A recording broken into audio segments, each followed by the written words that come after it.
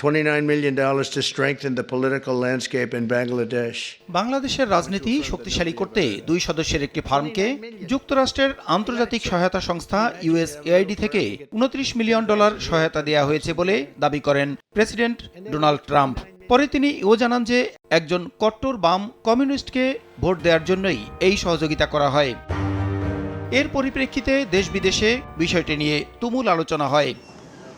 মঙ্গলবার সকালে সচিবালয়ে সরকারি ক্রয় সংক্রান্ত উপদেষ্টা পরিষদ কমিটির বৈঠক শেষে মার্কিন প্রেসিডেন্টের সাম্প্রতিক বক্তব্যের প্রসঙ্গ টেনে অর্থায়নের বিষয়ে জানতে চাইলে অর্থ উপদেষ্টা বলেন, বিষয়টি এনজিও ব্যুরো খতিয়ে দেখার পর প্রমাণ পেলে এ ব্যাপারে ব্যবস্থা নেওয়া হবে।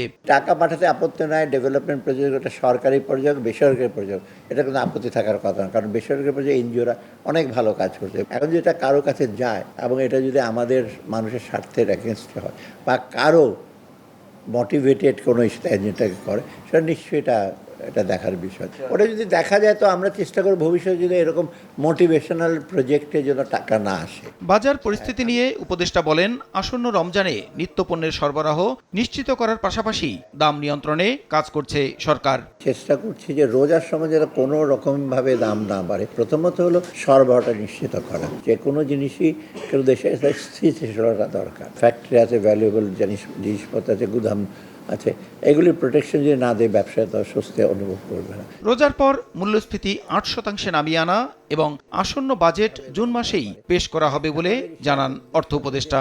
আমরা চাই ইনফ্লেশনটাকে কমিয়ে নিয়ে আসার জন্য। প্রসূন আশিস, সময় সংবাদ, ঢাকা। আমরা চাই ধারাবাহিক কমে আসে।